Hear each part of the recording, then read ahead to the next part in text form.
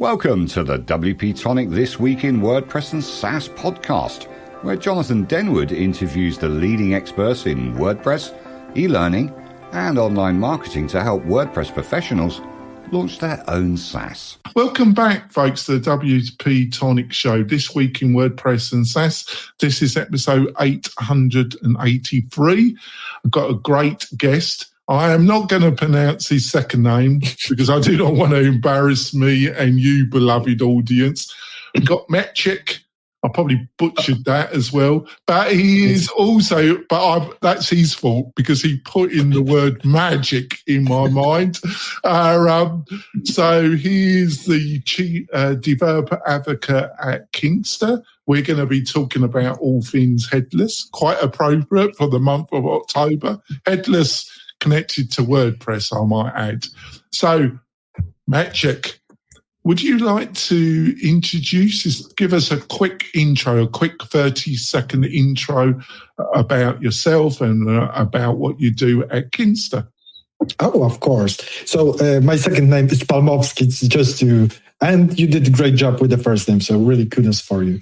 I work at Kinsta. I work there as a DevRel in general, but for most of my career, I was a developer. And I still always tell that I am a developer working as a DevRel because still I feel like a developer at heart and probably this won't ever change. At Kinsta, I'm responsible for mostly making sure that all of our content, everything we release, is kind of developer friendly, like the documentation, like every landing page that is aimed to developers. So all the wording, everything that is for sure that it will be good for every developer. So they will feel that it's for them. And of course, the second part is everything related with other developers, like talking with them, thinking about some partnerships and so on. And also representing my company at different podcasts, webinars, events, for example, like here. Yeah, thanks for that. I've had a great relationship with Kinsta. They sponsored the show for over a couple of years.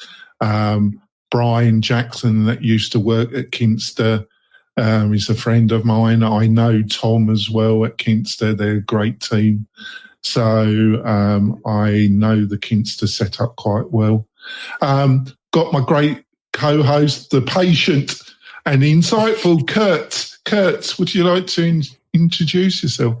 Absolutely, Jonathan. My name is Kurt Von Annen. I own a small agency called Mañana No Mas, focused largely on membership and learning websites. Also work directly with Lifter LMS, WP-Tonic, and host my own podcast, Mañana No Mas. That's great. In this show, we're going to be talking all things headless around WordPress and headless around SaaS as well, but with a focus around WordPress.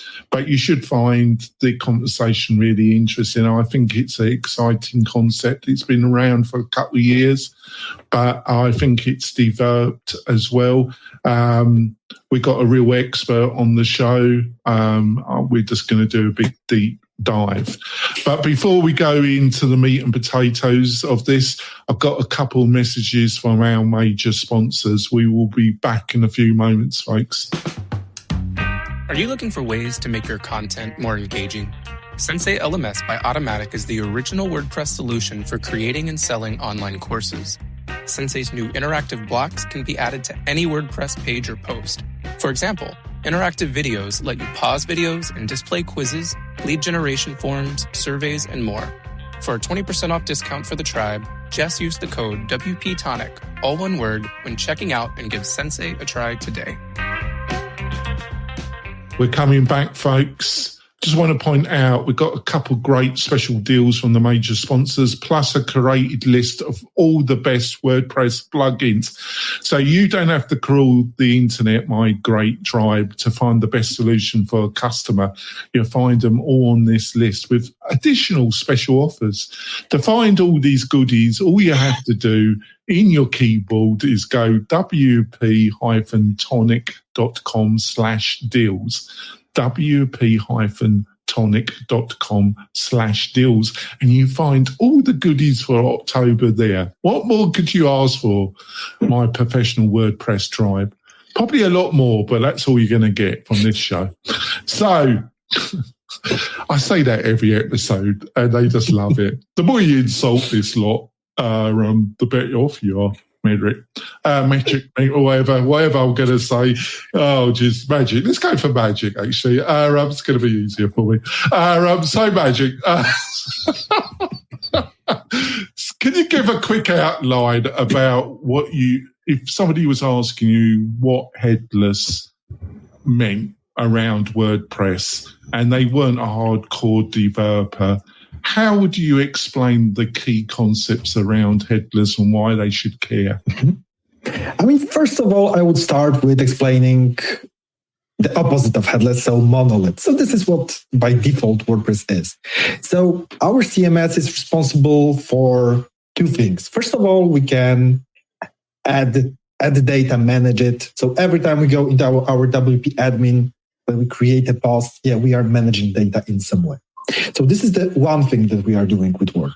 But on the other hand, WordPress is also responsible for showing all the data we just created on the outside. We are doing this thanks to themes and with a sprinkle of plugins. So our CMS is responsible for everything, from data management to showing the data on the outside. So this is monolith. And Headless breaks it a bit. So we will still use, we can use something else than WordPress, but let's say we are still using WordPress. So we will still use WordPress to manage data. So this is great because every person on the team who was just working with the website through the admin panel won't feel any difference. What changes is the way how we display the data, because WordPress won't be responsible for this at all. We will have a separate application for this. It might be a JavaScript framework, we can use Vue, we can use Astro, whatever we want. There are so many ways. But it doesn't have to be a JS framework. It can be like anything. If you want to build, for some reason, our website using Rust, okay, do it. Laravel, of course, go for it. It's up to the team who will be responsible for building the front end. What will they choose? So, but to communicate, there is a need for an API. And WordPress either has its API built inside the REST API, or we can install a GraphQL one. I remember there are two plugins, one by WP Engine and one by, and I now forgot his name, sorry for this, but in general, the WP Engine one is the most popular. And that's what it happens. Of course, on the first thought might be, this is almost the same, but you are adding this extra step of connecting those things. I mean, it was working in monolith. And that is true. But Headless starts making more and more sense when we start connect many data sources into one place. So in one place, we have a blog from some different source. We, for example, have an e-commerce system. Because let's say we have a blog on WordPress, an e-commerce system on Shopify.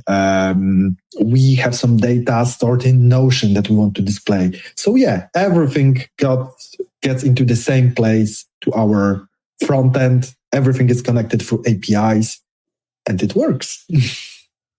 So is it is it a way of doing a sophisticated, what I would call a mesh up? Meshing up. Yeah. Exactly. Because this is also the thing. I always think about you should start thinking about going headless when you started to think which part of the data that you have to get from somewhere is the most important. And when you start to feel that there are many sources that has the same priority, it stopped having, you could start adding those things to your WordPress site, but you will think that, the WordPress shouldn't be the most important part if everything has the same priority. It's better to have this front end that is separate and all the data. Yeah, you're going where I thought you would go, because I'm getting the impression what you're trying to say there. Because I'm not an active developer anymore. So thank God I wasn't doing a service to WordPress by being one. But I was better than I probably thought I was. But well, I get the impression, because there's always a level with WordPress where you're doing something with plugins, and then the customer wants something the plugin can't do. So then you either adapt, you do a custom add-on, or you do a full custom plugin, and then there's something else they want, and you add in it. But I think there's always a certain level where you get, if you've done pre-discovery and you know what they're looking for, rather than just doing we've all done it by the back seat mythology. But if we know, I think there's a stage where you're better off, instead of trying to solve everything with custom plugins, you'd be some ways better off going headless. Am I on the right track there, or am I missing it? I think so. I mean, I always think about this perfect headless setup as a bit of a spider's web with all those connections. You have this one central site and all those APIs connected to different third-party tools or your own APIs. So yeah, it's all about the central point that gathers all the things from the outside. At some point, you just stopped adapting your WordPress to do things for which it wasn't created, and you just start using different tools for the job. Like I said, let's say Shopify. I know that WooCommerce is also great, but for example, Shopify for e-commerce, blog, WordPress, some raw data, Notion, and there are so many other solutions all over the web that have an API. And if they have an API, why not use it? Why not connect it with your website? You don't have to adapt your WordPress to do something. Just connect it directly, because why not? Well, over to you, Kurt. You know, this is one of these episodes, Jonathan, where I'm just going to feel like an idiot the whole way. It never stopped me. I've told Kurt multiple times not to be concerned, because it hasn't stopped me, because I know bugger all about anything. So get on with it, Kurt. Get over it. Get over it. Well, I was looking into Headless, and I was like, for the longest time, I couldn't figure out what was the benefit, because I'm like, I kept thinking in a WordPress to WordPress framework. I kept thinking, why am I separating the back end from the front end just so the end user can see a website that's all put together? I already had a website that was put together. Why am I adding all this stuff? It doesn't make any sense. But then someone said something to me that it just unlocked it. And it was like, it's not that you're removing the head and there's no head. It's that now you can add multiple heads. And so now you can have one that goes to a WordPress front end. You can have one that goes maybe to your podcast. Maybe you put your podcast content into your data and that goes right to your podcast. And then I started thinking, well, that sounds amazing. And then the paranoid person in me came out, and I thought, every time I have a customer that wants a custom this, a custom that, tweak this, tweak the other thing, do and plug all this crud into my WordPress environment, it gets unstable. So at what point does this headless thing get unstable, or is the glory of it that it's more stable? And let's start with the favorite word of every developer. It depends, right? It depends. Yeah.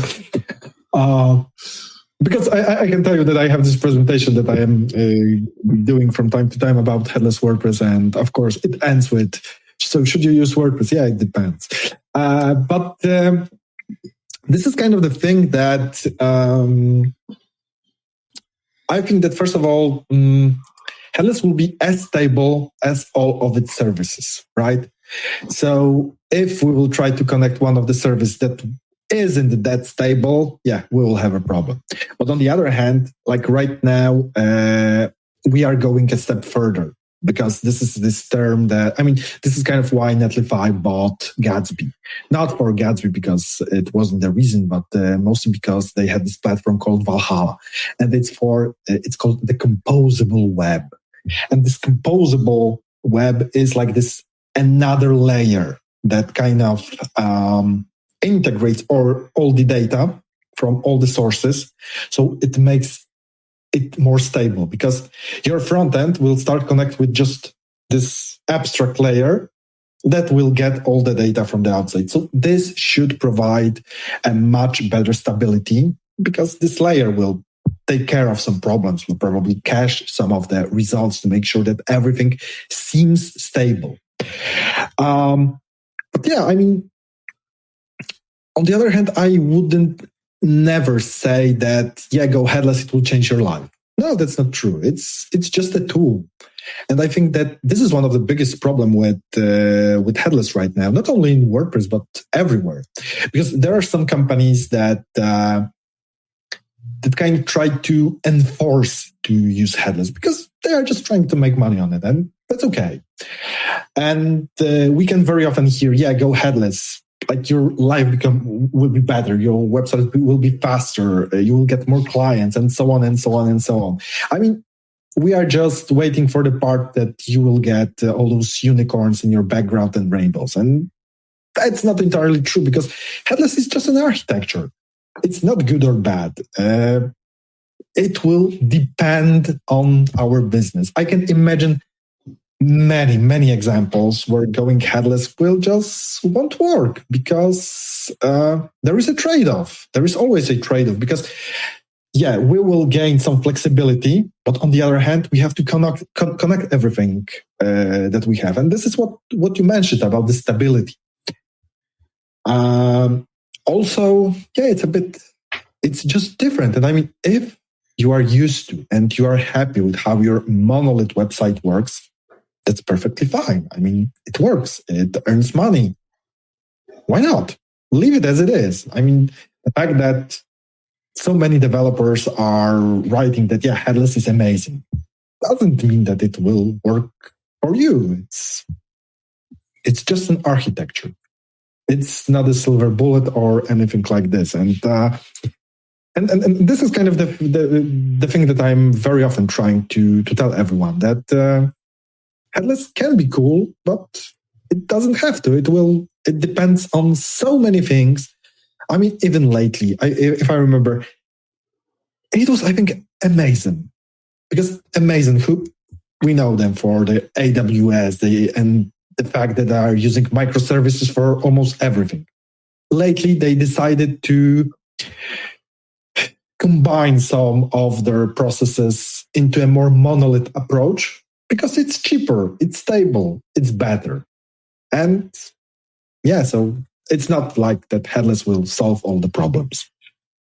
You have to always think about it, evaluate. So, nice. Like always, it depends.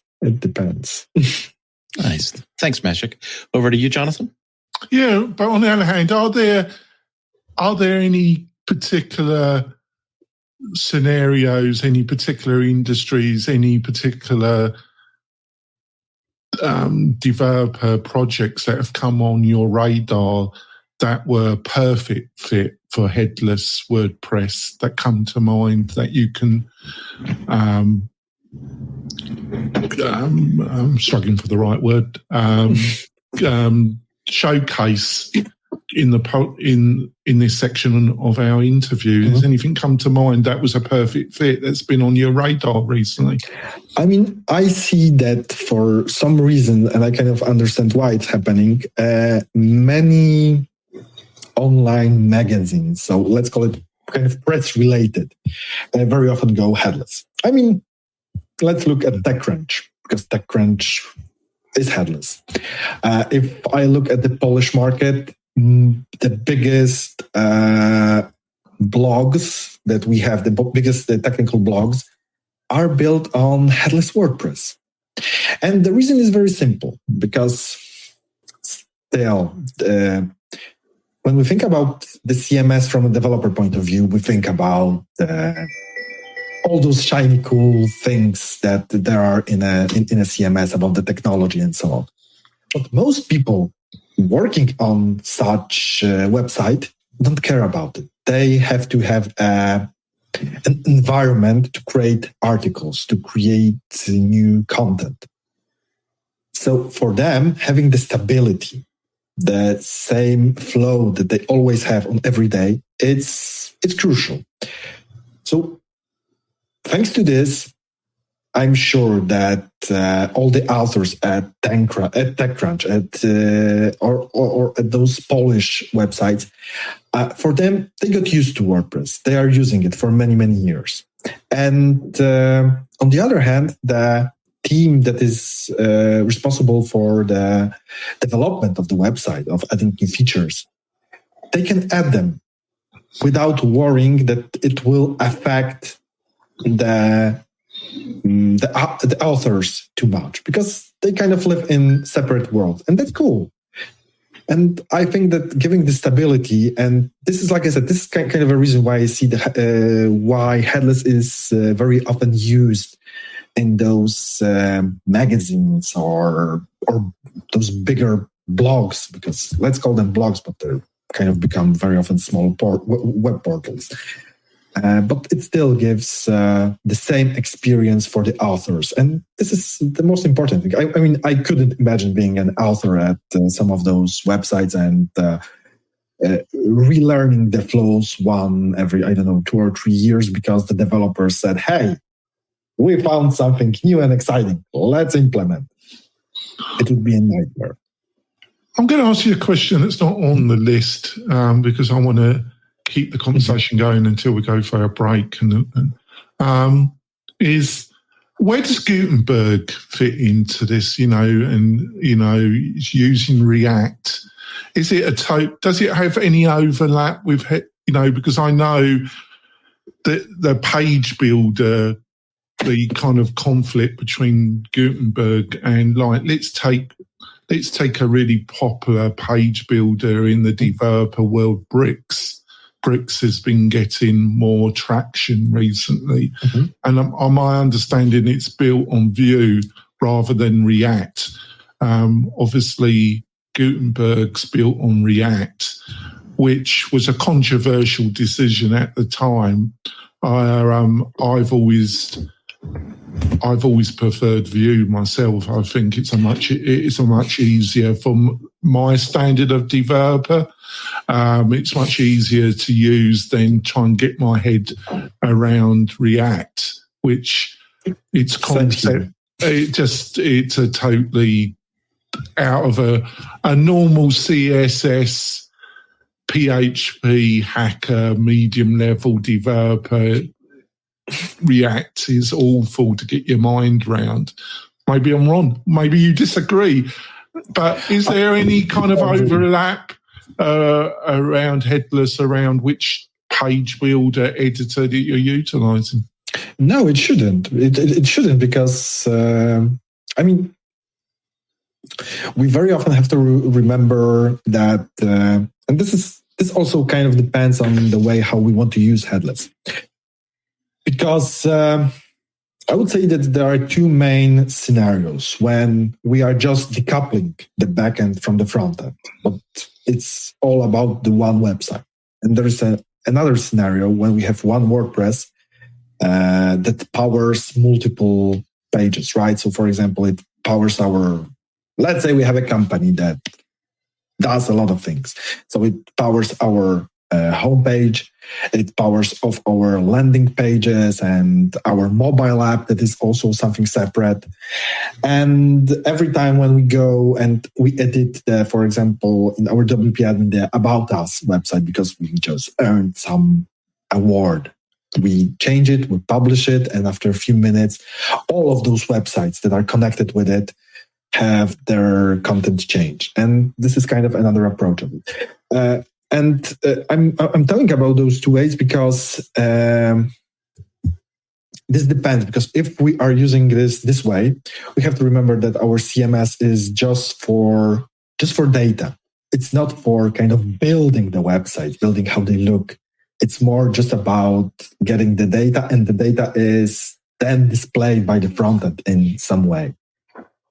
So in such case, the page builders wouldn't have that much sense. Gutenberg, on the other hand, why not? Because it kind of consists of blocks. So then we can convert those blocks into components, into whatever we want. We can do something about it.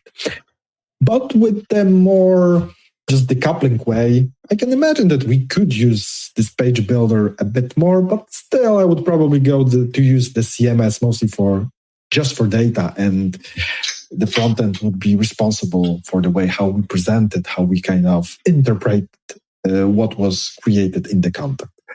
Like I said, I don't see any reason why it wouldn't work with Gutenberg. It will. We just have to add a small little thing, because normally in the API we just got this big blob called the content, and we have to change it to be an array of arguments that we can just pass to our front end and do the whole magic there. I see where you're coming from, but I've also seen, this is a similar argument, what functionality should be in a plugin and shouldn't be in a theme. There's, I'm not having a go at them. The one that comes to mind, that kind of great people, and I understand why it's happened, is that the one that's on regularly on our radar is Buddy Boss, where they've done a mashup where they mixed functionality in the theme and also in the plugin they provide, but they're not the only one. It's one of my main criticisms of the leadership in WordPress. They never really built out a solid framework and guidance about what should be in a plugin and what shouldn't be in the front end. But on the other hand, I suppose that's what you get with open source project, don't you? That's one of the there's great benefits, but there's nothing in life has total benefits without any minuses. You just have to make a judgment call, don't you? Exactly. Yeah. That's true. One of the things that you guys were talking about that really came to light for me was in the use case with the magazines and the writers. And then Jonathan asked about Gutenberg. Gutenberg is an absolute pleasure to write in with the full screen editor as a writer. Whereas like Elementor and some of the other page builders, you're always stuck in that little box off to the left, So from that perspective, I could really see where that really would be a useful tool. So the writers and the content creators, people that publish, the words, they get that wonderful working space, but then all the design and stuff is handled off channel.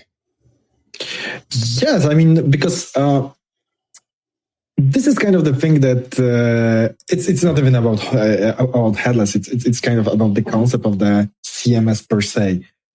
And this is kind of my problem with the full site editing and with the fact that when we are creating content, we are kind of also designing many things inside of it. I have a huge problem with this because I'm from, maybe I'm a bit from the past when the separation of concerns was so much important. And I always see that it's better to have data as data. That's it. Yeah. We can have some arguments to this. So let's say there is a box that has some role. So for example, it's a button, it's a warning box or whatever. But let's not style it at all. Let's style it on the front end, knowing that it's let's say this warning box or something.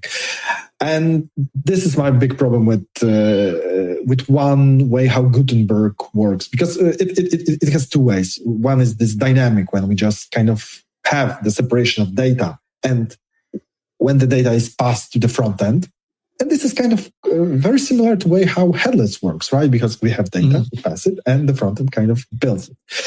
And with the way when we style everything in it and we save the whole HTML, and I had this discussion with one of the agency owners in Poland about because I always work with those bigger clients, so we did redesigns, but we have to leave the content as it was. So it had to be universal.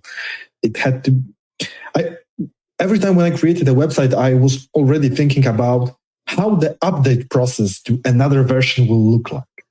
And I asked him, hey, but with Gutenberg and the data saved inside as HTML, how do you think about the update process? Oh, I don't. We'll build another one and we just move the content separately, because when you redesign the website, you change the content. And it's like, okay, we were dealing with different types of websites. And yeah. All right. Should we move to break? Yeah, I think that's a good idea. Thanks for that, Kurt.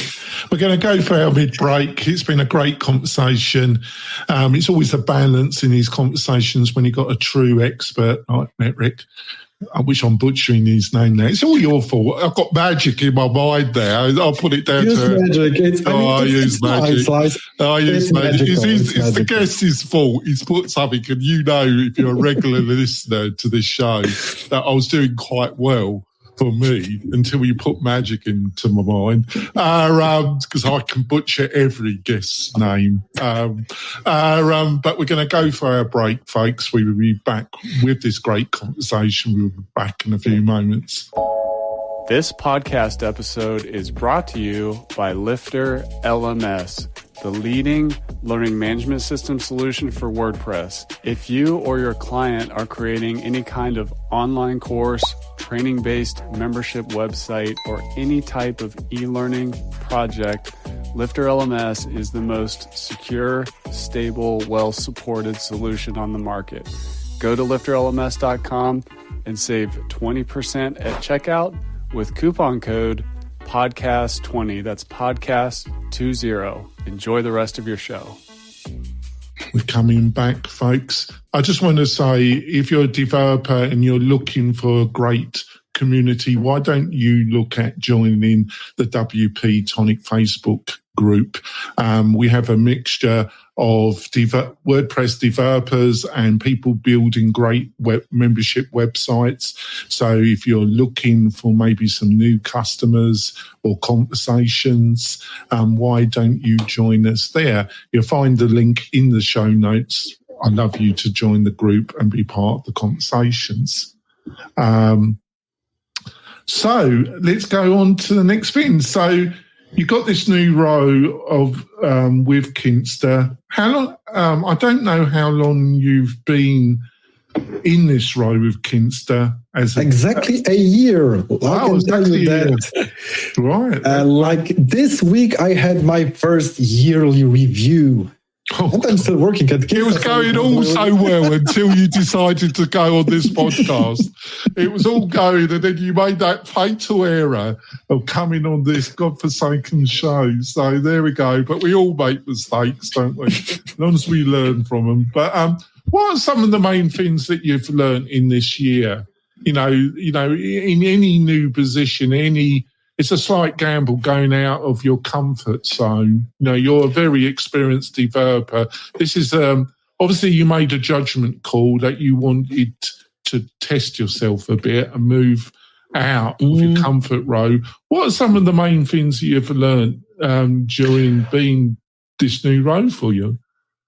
I mean, it wasn't such a jumping out of my comfort zone, because it already happened at my previous job when I worked at Buddy. When this was the first time when I became a DevRel. I mean, I remember that my official title there was WordPress Advocate, because we were trying to help WordPress developers to learn more about CI/CD. And later we learned that, it's also worth maybe try it somewhere outside of WordPress. And these were the first steps when I started kind of thinking also a bit outside of the WordPress itself. This is also a thing that led for me to interest in Headless and so on and so on. But at some point I learned that Kinsta was, because it was more than a year ago, it was before the moment when they were launching the Kinsta application and database hosting, which is a very self-explanatory title for hosting for applications and for databases. And this meant that Kinsta decided to also see how it is outside of WordPress. I mean, we are still in WordPress, we are still doing the best. We are still adding features there, but we're also trying to grow a bit further from this. And I thought that, this is the perfect place for me to go, because I'm at the same position. I still want to have. I still want to be the part of WordPress community. I still want to have a chance to work with this community, go to WordCamps and so on and so on. Because I mean, going to WordCamp Europe is like my traditional way of spending a week of holidays, because I'm going to some city in Europe next to Torino, and with my wife, with my kid, and it's like a whole week of first meeting the people, the WordPress people, then kind of seeing the city, learning. Well, they do choose fabulous locations, don't they? For their that's true. But I'm not having a go at WordPress USA, but the places But I suppose I've been unfair. They've just got a lot more cool places to choose to host their. I'm so happy with the upcoming WordCamp Torino. I never been there, so yeah, why not? I just got a quick follow-up question before I throw it over to Kurt. Is that I sense outside the WordPress bubble, the world, the developer world outside the WordPress bubble, as I call it, that WordPress is not seen as a very cool developer environment, it's got. I think some of that's true and some of that's very unfair. Is there one or two things in your mind that the WordPress community could do that would make WordPress more attractive to developers? I think this is something very difficult, and this is also kind of connected with the leadership, and it's also one of the biggest problems is how popular WordPress is. I mean, it's very difficult to make very important, but also kind of backward compatibility breaking change if you have this more or less, let's say, 50% of the market, right?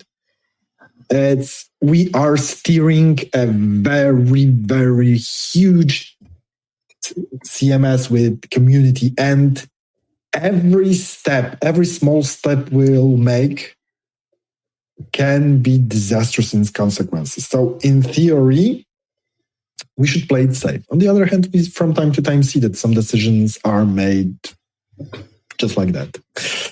It's a strange concoction, isn't it? Yes, and this is this is sometimes weird that in most cases I think that we are playing it like paranoidly safe, and sometimes we have those ideas that let's do something, and it's kind of quite appropriate for October. Witch's brew, we would say in the UK. I don't know if you know the saying. It's a real witch's brew. Oh, I didn't know this. But I think I get what it means. Yeah, and this is kind of a problem here, and this is also a problem for developers. I mean, we know many developers that decided, WordPress is still using the kind of, let's call it. Well, you don't mind me. I'm interrupting a little bit, but do you think it's linked to the obviously drive to JavaScript libraries, to things like React and other libraries, and obviously the tradition in WordPress was PHP. Was it really just a consequence? It's not all WordPress's fault. It was just a consequence of that move to JavaScript libraries to front-end developers outside of WordPress.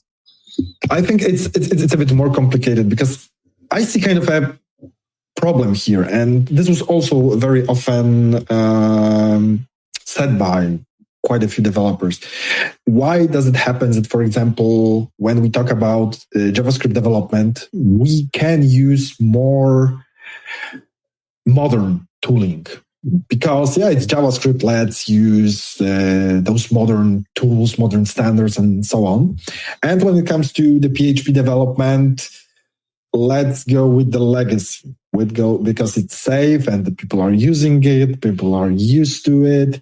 And this kind of caused this a natural thing, because I know that some PHP developers were mad at it. How it happens that some part of WordPress gets all the new shiny tools, and the thing that is kind of the foundation of WordPress still has to use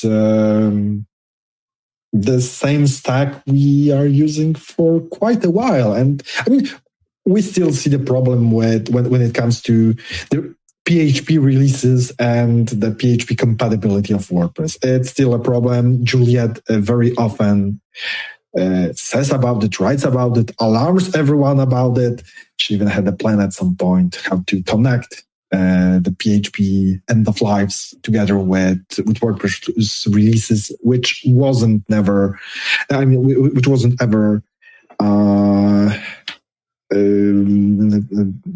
done, and everyone thought it will, but it didn't work for some reason.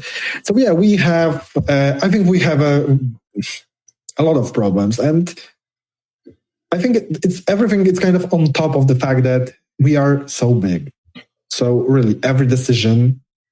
I mean, I can understand the leadership. I mean, let's be honest. I understand Matt that he has to be extra careful, because right now our main thing is we have let's say 50% of the market, and this is huge. No one else has it. But if we want to maintain it, he's trying to play it safe. I mean, we can look at Drupal. Drupal at some point decided to that's not true, because Drupal... Did you have to do that? This conversation was going so well. Drupal is very interesting. You made me all hot and bothered there. Really? No, but really, Drupal is very interesting, because they decided at some point that it doesn't have sense to develop everything on their own. And they decided to start moving on to use the Symfony framework. So let the guys from Symfony handle a lot of things like database connections and everything. The problem was that when they introduced it, it created some like totally breaking changes. And they were okay with it. They said, in the long run, it has sense. And they were right. But then they made a second mistake. They decided, yeah, we should go do one step forward. And the next, I think it was next or two versions further release of Drupal that again broke the backward compatibility completely.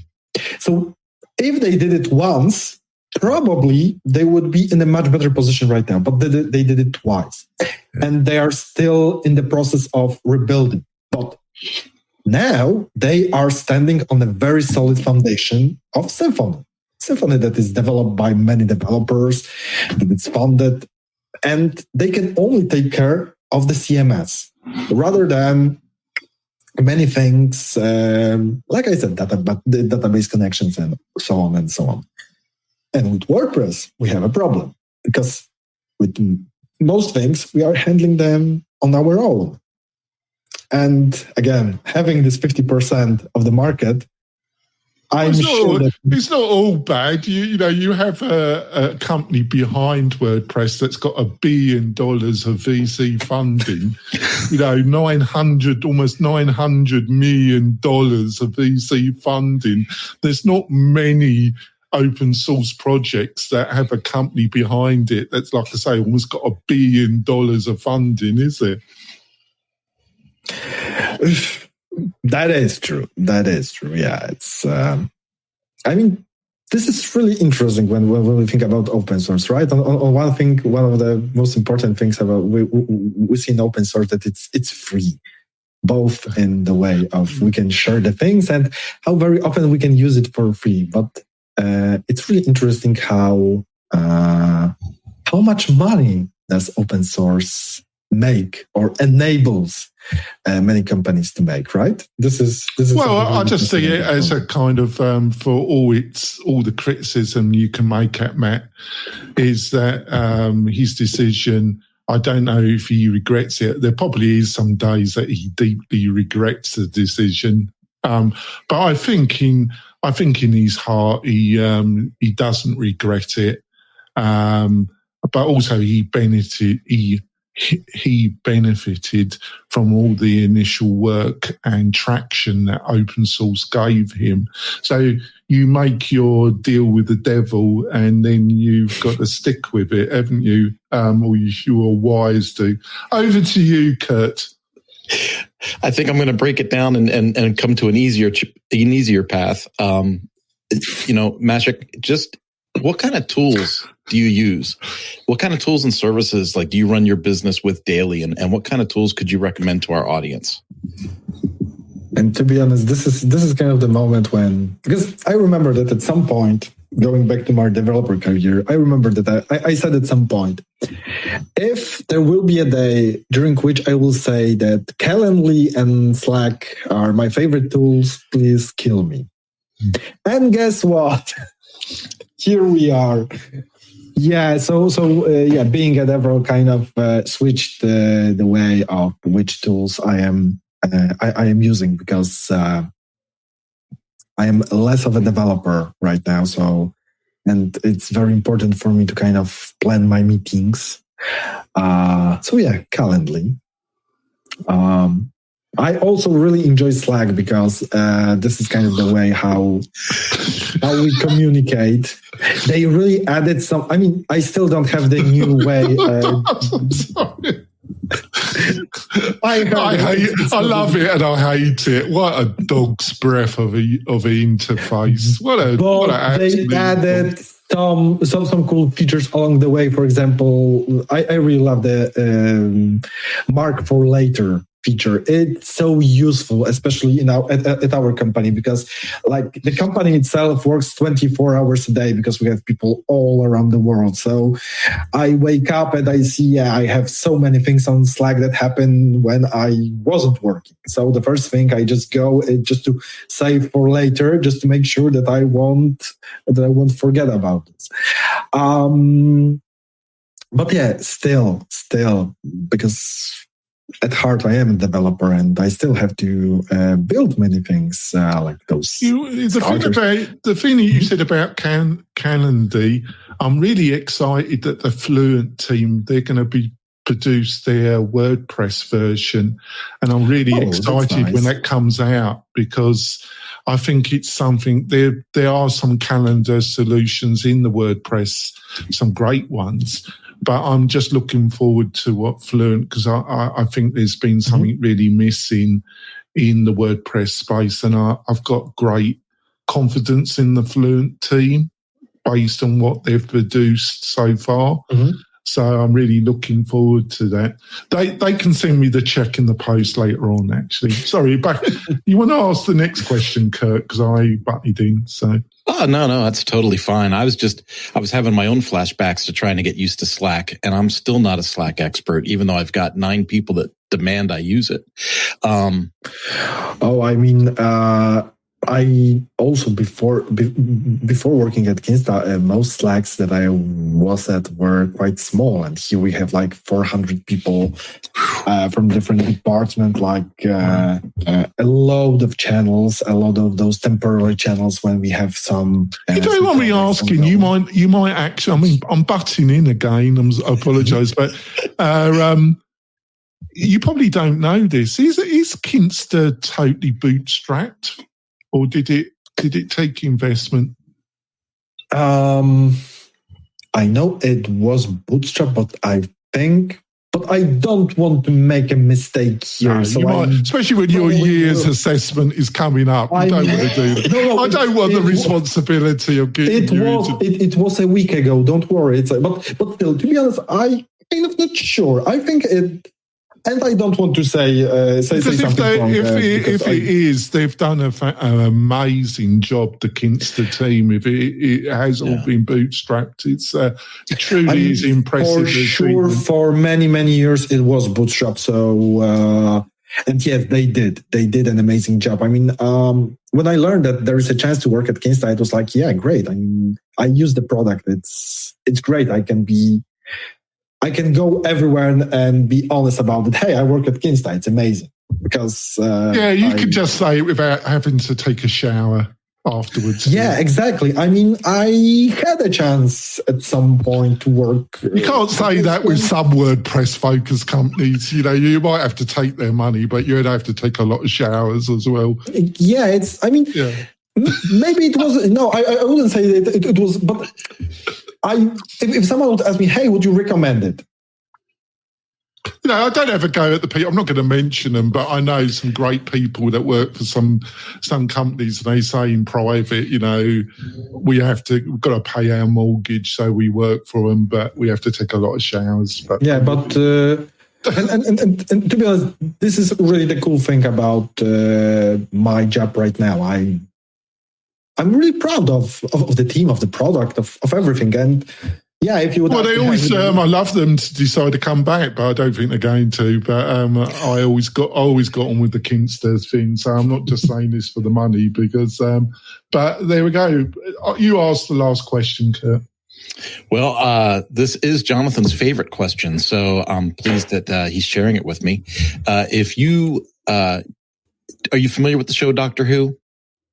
Of course, I love it. Of course, yeah, okay. So you already know how much Jonathan loves the show. And if you had your own TARDIS and you could go back to the beginning of your career, what essential advice would you give yourself? I think that one of the things that I made a mistake for quite a while was the fact that I did not invest enough in my personal brand, really, because during our careers, we will change our jobs, we will change our roles, we will change a lot of things. But the things that stays is our name. And if you would see my LinkedIn account, you would see that I switch jobs quite often. I do, because I like the challenge. I like to learn something new, because also going from one company to another enables you to learn things. And I very often had this problem that I always thought, yeah, I will be representing this company, that company, and people will know me as this guy from company X or from company Y. But that's not true. I don't want to be that guy from some company. I want to be, this is Maciek Palmowski. He is known because he is Maciek Palmowski. And this is something that I learned, I think, when I kind of started to change my career from being a developer to going into DevRel. So when I worked at Body. And this was the moment when I kind of started investing more in myself. I mean, of course, it's not that I am more important than that my role that I am doing right now at Kinsta. No, it's not. But still, I want to be remembered for being me, not for being an employee at some role somewhere. I mean, I want to be known as Maciek Palmowski, who is a great DevRel at Kinsta. And that's great. But like I said, our name will stay with us. And also, I think it also goes, it also benefits both parties, because being known for yourself attracts people. And thanks to this, I can also work better, especially that my role is talking with developers. And if developers will know me, it will be also easier for me to say at some point, hey, here at Kinsta, we have something new. We launched something amazing. And you should give it a try. And because they will know me, they will know that I'm an honest DevRel, that I'm an honest guy, and that they know me from social media, from conferences, it doesn't matter. Some of them will give it a try. And that's important. The fact that, this would be my advice, not only to me, but to everyone. Yeah, invest in your personal brand. It's really important. Yeah, that is a super solid answer. Just to bounce off of that, I used to be in the automotive industry, and it's not uncommon at all for customers to follow a person from dealer to dealer to dealer, right? Because people want to do business with people they know, like, and trust, And so that's super sound advice, man. I really like that. Thanks, Maciek. Yeah, I've got to say that. Oh, and I can say that with developers, it's the same. I've got to say I had so many clients that follow me.